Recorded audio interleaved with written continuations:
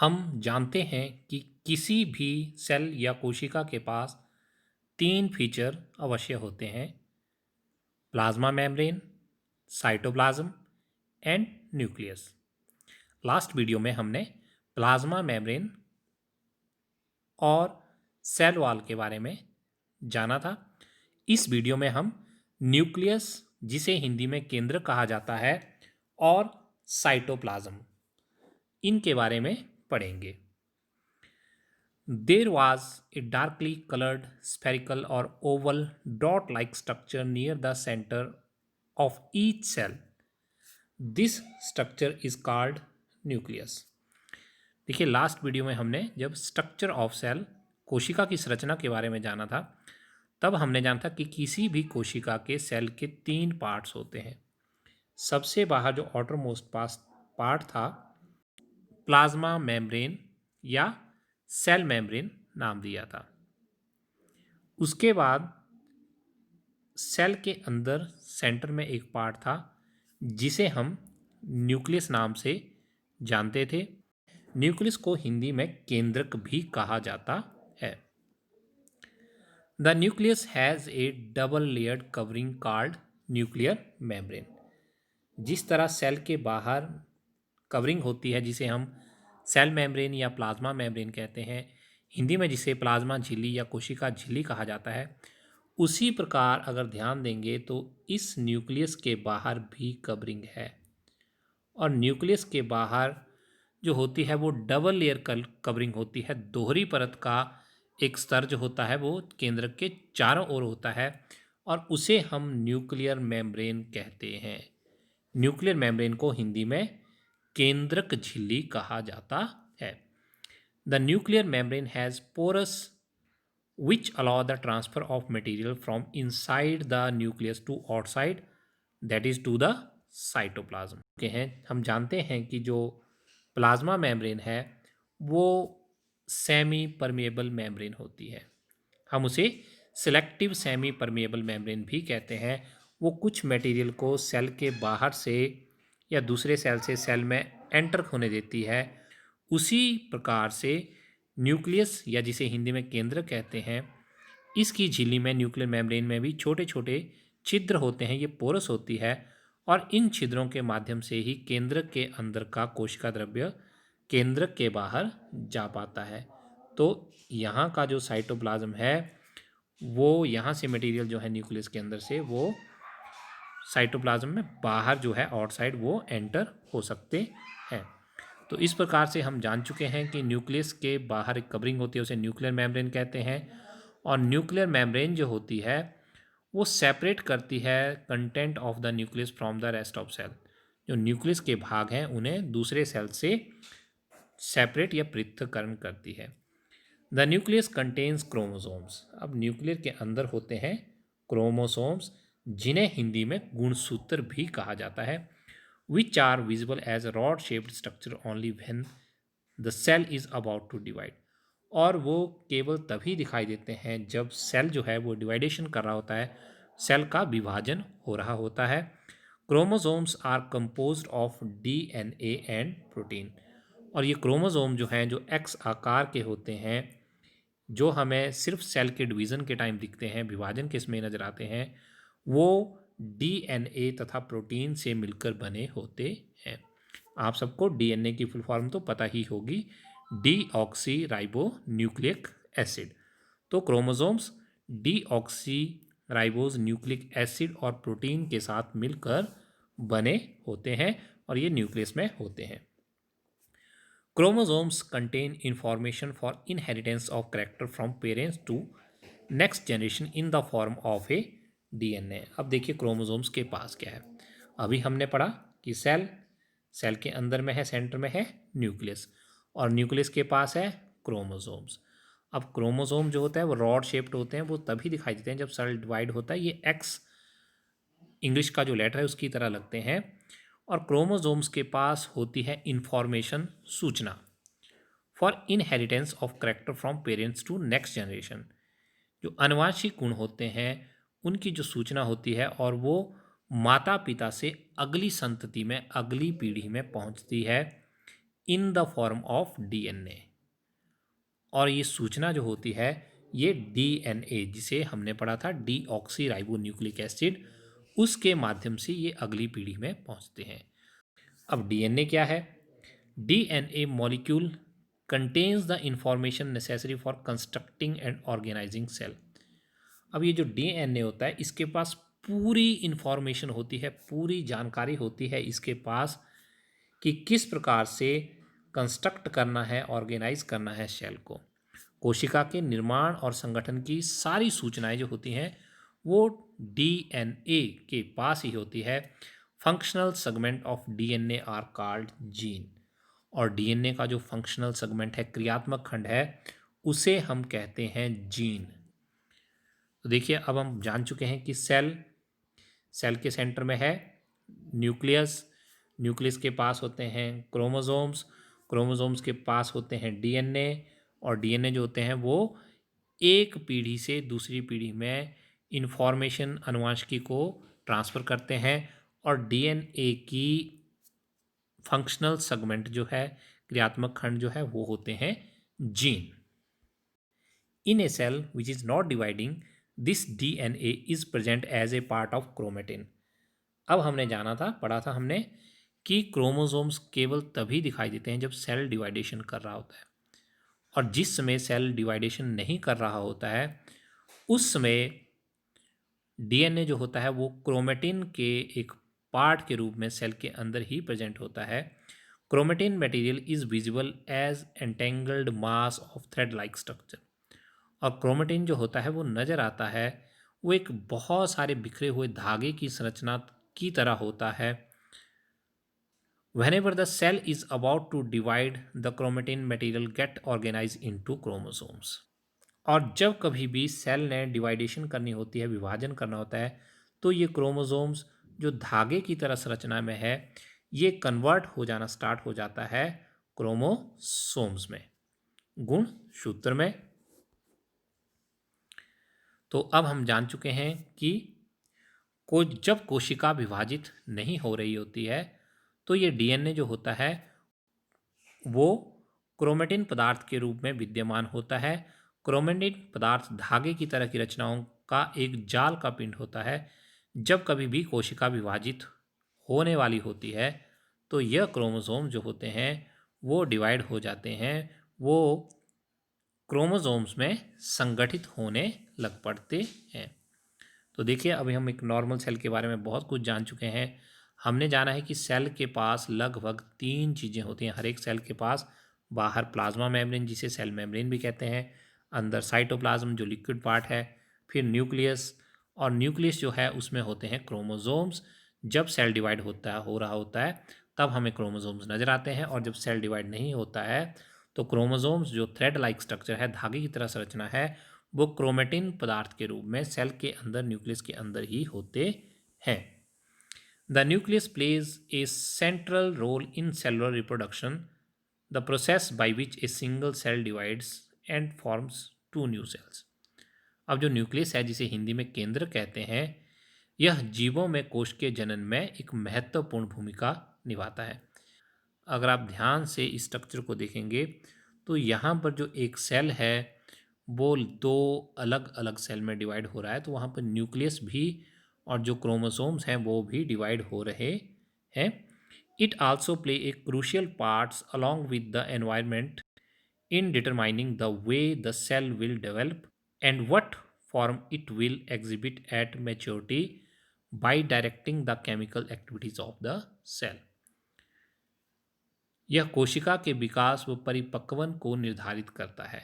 जो न्यूक्लियस है, केंद्रक है, यह कोशिका का विकास और परिपक्वन, मैच्योरिटी को डेफिनेट करता है, निर्धारित करता है, तथा साथ ही सजीव कोशिका की रासायनिक क्रियाओं को भी निर्देशित करता है। और जो सेल्स होते हैं, लिविंग सेल, उनके अंदर होने वाली केमिकल एक्टिविटीज़ को भी न्यूक्लियस ही डायरेक्ट या निर्देशित करता है। इन सम ऑर्गेनिज्म लाइक बैक्टीरिया, बात कर रहे हैं अब बैक्टीरिया, जिसे हिंदी में जीवाणु कहते हैं। The nuclear region of cell में be poorly defined due to the absence of nuclear membrane. अब सेल तो है, सेल के पास न्यूक्लियस भी है, लेकिन अगर आप ध्यान से देखेंगे जो न्यूक्लियस के मटेरियल है, न्यूक्लियर मटेरियल है, उसके बाहर न्यूक्लियर मेम्ब्रेन जो है वो एब्सेंट है। Such an undefined nuclear region containing only nucleic acid. अब इस प्रकार की कोशिकाओं में न्यूक्लियर मेम्ब्रेन नहीं होने के कारण न्यूक्लियर रीजन भी पूरी तरह से डिफाइंड नहीं हो पाता है। अब इनके पास सिर्फ न्यूक्लिक एसिड होता है और उस न्यूक्लिक एसिड को हम न्यूक्लियोइड कहते हैं। तो अभी हमने बात की बैक्टीरिया की, जिसे हिंदी में जीवाणु भी कहते हैं। तो बैक्टीरिया जैसे कुछ जीवों में बैक्टीरिया का केंद्रकीय क्षेत्र बहुत कम स्पष्ट होता है, और ये केंद्रकीय क्षेत्र जो है ये इसलिए अस्पष्ट होगा या स्पष्ट नहीं होगा क्योंकि इसमें केंद्रक झिल्ली नहीं होती है। ऐसे अस्पष्ट केंद्रक क्षेत्र में केवल क्रोमेटिन पदार्थ होते हैं और इस क्षेत्र को केंद्रकाय या न्यूक्लियोइड भी कहा जाता है। तो अब हम जान चुके हैं कि जो न्यूक्लियोइड है उसके आसपास न्यूक्लियर मेम्ब्रेन केंद्रक झिल्ली नहीं होती है, और न्यूक्लियोइड जो है जिसे हिंदी में केंद्रकाय कहते हैं वो circular double standard piece of DNA होता है। Organism whose cells lack a nuclear membrane are called prokaryote. अब देखिए, ऐसे ऑर्गेनिज्म, ऐसे जीव जिनकी कोशिकाओं में केंद्रक झिल्ली न्यूक्लियर मेम्ब्रेन नहीं होगी उन्हें हम प्रोकैरियोट कहते हैं। कैरियोट कैरियन शब्द से आया हुआ है। प्रो का मतलब होता है प्रिमिटिव, प्राइमरी, आदि या पूर्व, जो पहले से है, और कैरियोट का मतलब होता है न्यूक्लियस। ये प्रोकैरियोट जो होते हैं ऐसा माना जाता है, believe to be first cell to evolve, कि जब भी कोशिका का कभी निर्माण हुआ होगा, उत्पन्न हुई होगी पहली कोशिका, तो यही होगी। और इस प्रकार की कोशिकाओं में न्यूक्लियस के बाहर न्यूक्लियर मेम्ब्रेन नहीं होती है, और जेनेटिक मटेरियल जो होता है वो नेक्ड होता है, नगन होता है, साइटोप्लाज्म में ही होता है। और राइबोसोम्स आर ओनली ऑर्गेनेल्स, और इनमें केवल राइबोसोम्स ही होते हैं, कोशिकांग होते हैं। अब बात करते हैं यूकैरियोट्स की। Organism with a cell having nuclear membrane, ऐसे ऑर्गेनिज्म जिनकी कोशिकाओं में केंद्रक झिल्ली न्यूक्लियर मेम्ब्रेन भी होती है उन्हें हम यूकैरियोट कहते हैं। और अगर आप ध्यान से इस न्यूक्लियस को देखें तो इसके बाहर स्पष्ट दिखाई दे रहा है कि ये न्यूक्लियस है, बाहर एक मेम्ब्रेन है जिसे हम न्यूक्लियर मेम्ब्रेन या केंद्रक झिल्ली कहते हैं। तो अब आप जान चुके हैं कि प्रोकैरियोट और यूकैरियोट दो अलग अलग प्रकार के सेल जो हैं वो अलग अलग जीवों में होते हैं। जिनमें प्रोकैरियोटिक सेल होते हैं उन्हें हम प्रोकैरियोट कहते हैं, और जिनमें यूकैरियोटिक सेल होते हैं उन्हें हम यूकैरियोट कहते हैं। अधिकतर प्रोकैरियोट जो होते हैं वो बैक्टीरिया होते हैं जिन्हें हम प्रिमिटिव मानते हैं, जबकि यूकैरियोट जो होते हैं वो प्रोटिस्टा, फंजाई, एनिमल्स और प्लांट्स होते हैं। प्रोकैरियोट में न्यूक्लियर मेम्ब्रेन जो है वो नहीं होती है, न्यूक्लियर जो न्यूक्लियस है वो वेल डिफाइंड नहीं होता है, जबकि यूकैरियोट में न्यूक्लियस जो है वो वेल डिफाइंड होता है और उसके बाहर जो है न्यूक्लियर मेम्ब्रेन होती है। Prokaryotic cell also lack most of the other cytoplasmic organelle present in the eukaryotic cell।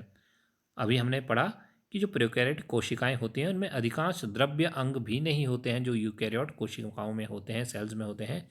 Many of the function of such organelles are also performed by poorly organised part of the cytoplasm. अब जो अंग नहीं है, organelles नहीं है, उनके काम भी कोशिका द्रव्य के असंगठित भागों द्वारा ही किए जाते हैं। तो साइटोप्लाज्म के जो पुअरली ऑर्गेनाइज्ड पार्ट होते हैं वो ही यूकैरियोटिक सेल वाले ऑर्गेनेल्स के काम भी करते हैं। The chlorophyll in the photosynthetic prokaryotic bacteria is associated with membranes vesicles. अब बात कर रहे हैं ऐसे बैक्टीरिया की जो फोटोसिंथेसिस कर सकते हैं, और उन बैक्टीरिया के क्लोरोफिल की। उन बैक्टीरिया में क्लोरोफिल जो होता है वो एक मेम्ब्रेन वेसिकल के साथ ही अटैच होता है, बैग लाइक स्ट्रक्चर होता है, वो थैले की तरह संरचना, या जिसे हम झिल्लीदार पुट्टिका भी बोलते हैं, but not with plastid as in eukaryotic cell. परंतु वही क्लोरोफिल जो है वो यूकैरियोटिक सेल में प्लास्टिड के साथ अटैच होता है। अब नेक्स्ट टॉपिक है हमारा साइटोप्लाज्म, जिसे हिंदी में कोशिका द्रव्य कहा जाता है।